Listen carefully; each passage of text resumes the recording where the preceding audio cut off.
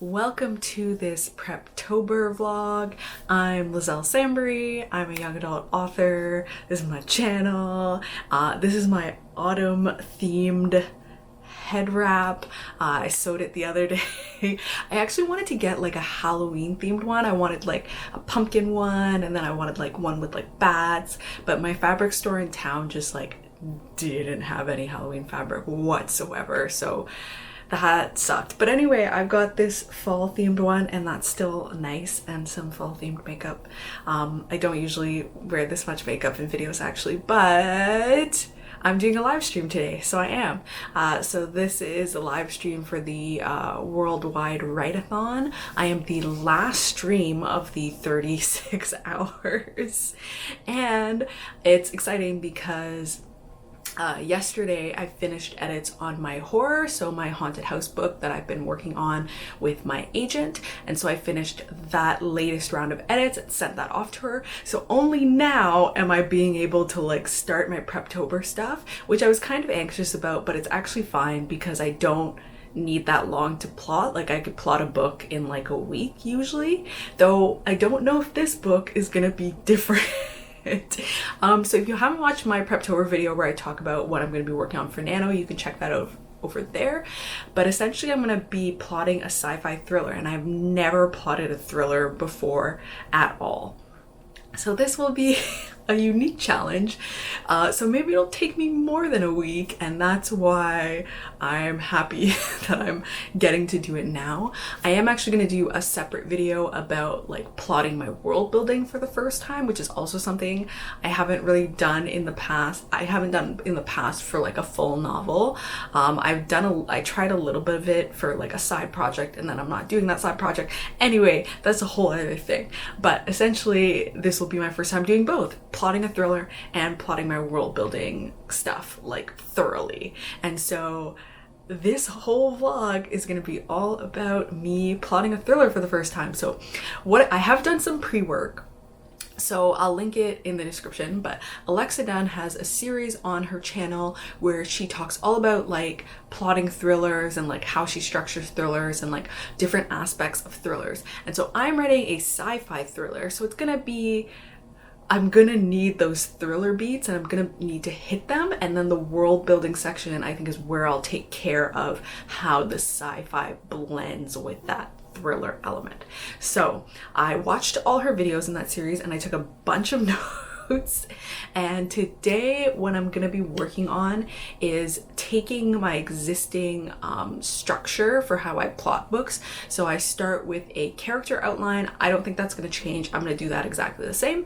But then I also have all my Save the Cat beats, and that's where the notes from Alexa's video comes in, because I need to take all of the things that she mentioned and find a way to smush those thriller beats into my existing Save the Cat beats, which is fine because a lot of them actually overlap. It's just like adding more things of like what would happen in a thriller. So I need to get that done. I'm going to try and just figure out the framework today. Like that's minimum what I have to do today. If I end up filling out anything, that's awesome, but like bare minimum, all I want to do is to just get that structure outline, and I'll show that with you all on the screen, and I'll like, I don't know, I'll do a voiceover or something, but I'll show you on the screen how I end up plotting that all, and I'll also show you what I use for my character sheets. I'm pretty sure I've shown this before in a previous video, but I'll show you it again so you can see. So yeah, this is my vlog. There we go. There's the hand. This is my vlog all about plotting a thriller for the first time for Preptober. So join me on this journey. Remember when I said I was gonna do work? So I hosted that live stream, and then just because of the way scheduling things worked, half an hour after I then hosted filming a panel for my channel. So a panel with some authors, and I just like, hosting takes a lot of mental energy, and so I thought I could just like host two things and then just like do work, and I cannot. I'm tired. I'm very tired from hosting and like trying to like do all the stuff with my brain. And yeah, so I did take all my thriller beat notes and like put them over into my Save the Cat beat thing, like very loosely. But I'm not going to attempt to do any more with it. I just like am gonna chill. I want to read my friend's book. I'm reading A Dark and Hollow Star by Ashley Shuttleworth, who is my editor sibling, and they are awesome, and I'm reading their book. It's set in Toronto. It's about fairies and like a mystery. There's like a murder mystery because like half fairy, half human kids are being, well, not kids, well, they're children, they're teens, are being like murdered mysteriously, and I'm really liking it, and I just want to read that. I don't want to do anything. I just want to read. So I'm gonna read that, and then like maybe after, when I get tired of reading, I'll like watch some of The Haunting of Bly Manor, but I'm not gonna work today. I just cannot. Also, yesterday I just finished editing my horror. I think I'm actually also still tired from that, so like I can't do anything, so I'm just gonna chill. So I'm just gonna run you through how I have set up my stuff to plot based on all the notes I took from Alexa Dunn's Thriller Beat videos. So this is my Scrivener file. I use Scrivener to write basically most of the time, and so to write all my drafts for sure. And so here I have a character sheet. So this is the only character sheet I fill out. I don't do physical descriptions and that sort of thing because I'm not going to use it. I'm just going to make it up on the spot, and quite honestly I don't think it matters. And so this is a combination of Save the Cat Writes a Novel and Story Genius. And so basically what I fill out is like a fatal flaw, what the hero wants, what they need, how their fatal flaw affects their home life, work life, and relationships at the beginning of the novel. So I have that for the setup, the shard of glass, so basically why they have that fatal flaw. And then internal connection to reader is basically the theme. So like, how are they going to connect to the reader? So if the character is struggling with feeling worthy of their future or something like that, then the connection to the reader is like feeling unworthy or undeserving of things, for example. And then the A story, so this is basically like, they talk about this is pulled directly from Save the Cat, this little explanation here. And then the B story, so basically the external story and the internal story, and I make note of this for the character. And then this is something new that I added based on my thriller notes, so reason to suspect, so why they might suspect the main character. And then I actually made a copy of this for the Antagonist. So in one of Alexa's videos, she talks about the plot behind the plot in a thriller. So you have your main plot going on, but then you also have the plot in the background, which is whatever the antagonist is doing. So I've made a copy so that I can keep track of that. And then this is my outline. So it's basically the Save the Cat beats, and I forced Alexa's thriller beats into it where I thought they made sense. So for example, now there's a brush with danger that I've added. There's a few of those.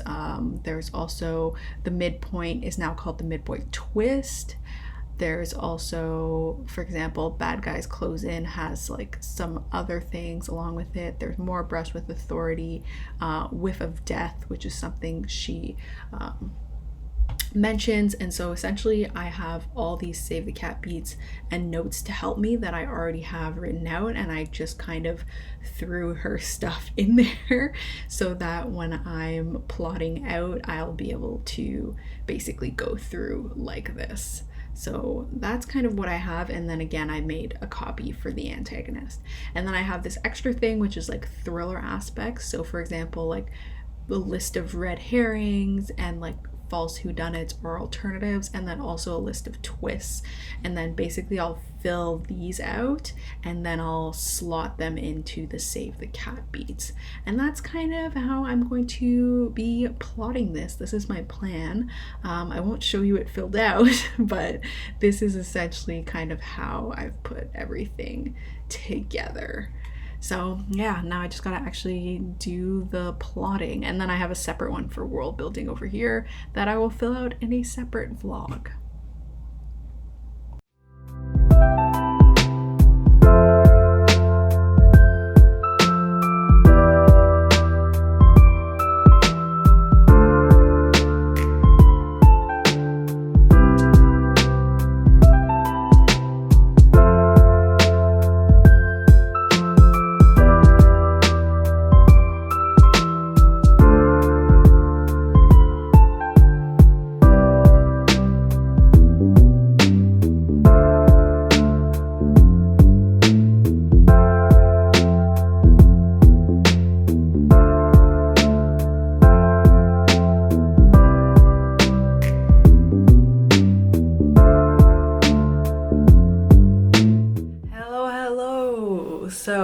what did I work on yesterday? Yesterday I finished what did I actually do? Yeah, I finished plotting up to the midpoint twist, which I thought would be difficult because it includes the fun and games section, and usually the fun and games section, like, I have to put in so much stuff. But this time, usually what I put in the fun and games section is I put my subplots, and that's what ends up taking up the bulk of that section, because I introduce all of my subplots and then I spend most of fun and games working through opening and closing different subplots, leaving like half of them open so that I can close them after the midpoint. And so that ends up filling up that section, but I still have to like add in a bunch of stuff because I gotta say everything that happens during the subplots. But this time, because I am trying to make it shorter, I did purposely only put in 2 extra subplots along with the B story subplot, which is like the friend or romance subplot. In this case, it's a friend subplot, because I'm trying to stick to 75,000 words. And usually I do like 4 subplots and then the book explodes and then it's like over 100,000 words because I put in too many, and then I tie them inextricably to the plot, and it makes it very difficult to take them out, and so the book just ends up being giant. So I took very good care at only doing 2 subplots, so it actually wasn't difficult for me to plot. Things are like going along pretty swimmingly. Today I was just gonna do from the midpoint to the end of the second act, but I think I might just do the third act too, because why not? And I already know everything that happens in the third act because that's where most of my twists are. So I think I'm going to do that. Also last night, author JL, she's the author of Wings of Ebony. I'm going to link all that below. And she organized doing this Instagram live with Nick Stone, who's the author of Dear Martin, Dear Justice, Clean Getaway, the Shuri book, all sorts of books. But she did this Instagram live where she talked to Nick about like the experience of being a debut author and like what sort of things should you care about and what sort of things are important and that sort of thing. I'll also link the Instagram live below, but it was so good and I'm so grateful. I still need to like message Jess and be like, thank you for doing this. But anyway, I was so grateful for it because it really made me feel so much calmer. And I think in terms of my debut, I was like, oh, well, you know, it's not like, I don't think it's gonna be that splashy. I don't think I'm gonna hit New York Times bestseller or indie bestseller or anything like that, or get all these awards. But in the back of my mind, I still was trying. I was like, oh, but I still do actually want all of those things. And the thing that Nick had talked about was like letting go of those things you can't control, because you can't control them. All you can control really is the work, and like to keep writing more books and keep like honing your craft and like focusing on that. And honestly, it made me feel so much calmer because I was still in the back of my mind trying to find a way to control my book doing well or like breaking out or whatever, when really I don't have control over that. I think I can do whatever marketing I can, and that's great, but like honestly, the marketing the author does, there's a base amount of marketing I think each author should be doing to help promote their book. But what you are doing with your own marketing will probably never be the thing that makes you break out as an author. I think maybe if you're doing more things and your publisher sees you doing more things and you start to get those accolades, then that's really the thing that, in my experience, pushes your publisher to put more behind you. Is when you start getting those accolades and that attention, then they're more willing to put more money behind you, and that can help your book do well. But like, I think that just ends up kind of coming like, you know, I feel like I'm becoming incoherent, but essentially she was like, let go of the things that you can't control, because you can't control them, and do what you can. And it made me feel a lot calmer because I was like, it's true, I can't make myself, I can't do anything to make my book win awards besides writing a good book, and I've already done my best at that. Like, it's pretty much done. I'm just like adding a couple things at this point, and so that's all I can do, and like continue writing books. And that's something I'm honestly good at, is keeping the ball rolling and continuing to write more books to try and put out into the world, and that's kind of all I can do. She also talked about like how hard it is to get on those lists, and also the fact that like you can have a steady author career and you can never end up on a bestseller list, but you can still have a steady and successful career, and that, you know, these things that we all kind of want can be so arbitrary as well, which is true. But I think really what just made me feel calm was that in my mind, it finally clicked that I didn't need to freak out and try and figure out how to market myself to gain those accolades, because I can't. So I should just do what I can for marketing and kind of leave it there. And so I feel like much more calm now. So that's pretty good debut wise. And it made me reflect on what I'm already doing, and like I post regularly on my social media. I have a YouTube. When opportunities come up to participate in things with bloggers or podcasts or events, I put my name out there to participate, and like I think that's enough, to be honest. So yeah, that's kind of where my head's at now. And so all of that came about yesterday. So I got some plotting done, but also some deep introspection done.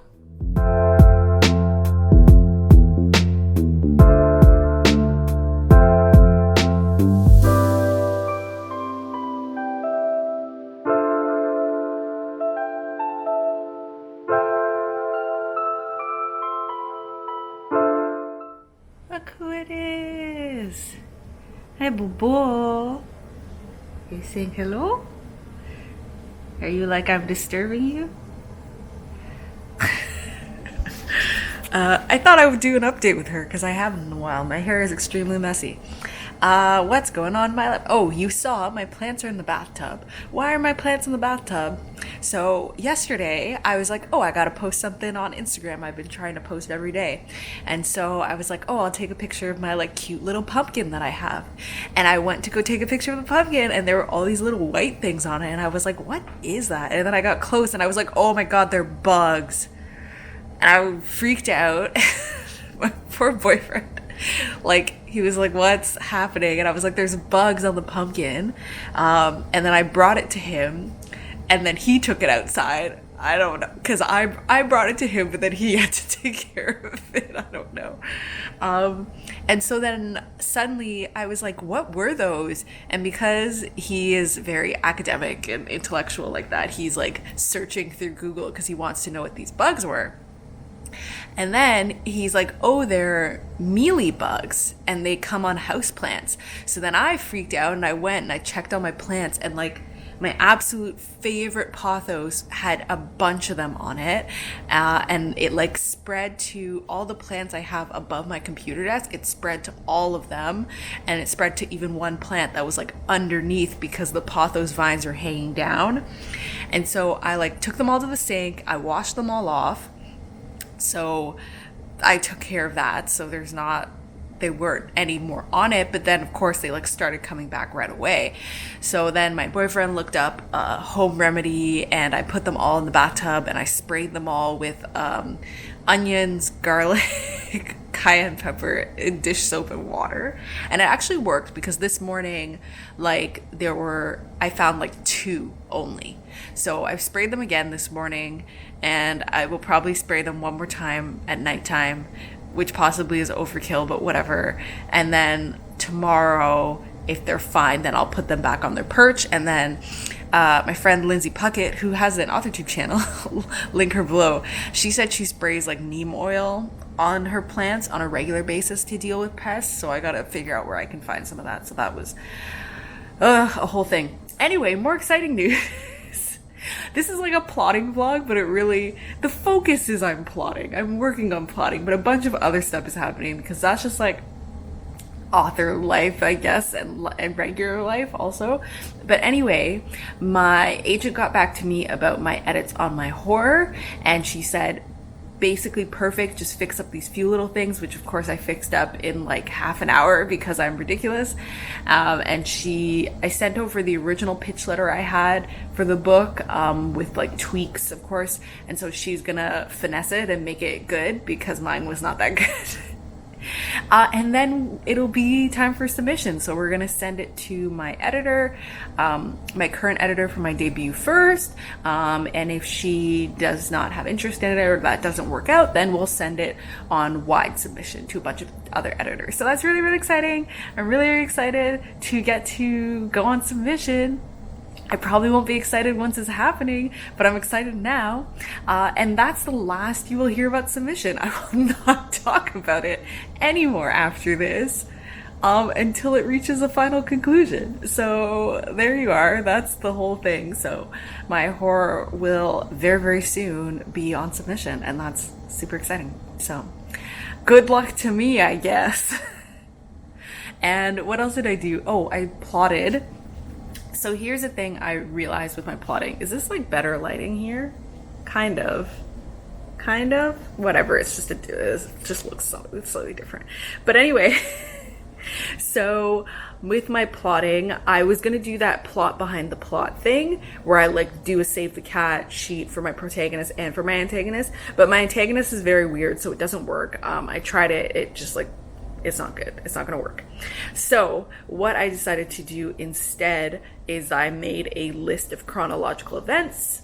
And then in that list, I just slot in stuff that the antagonist is doing as well.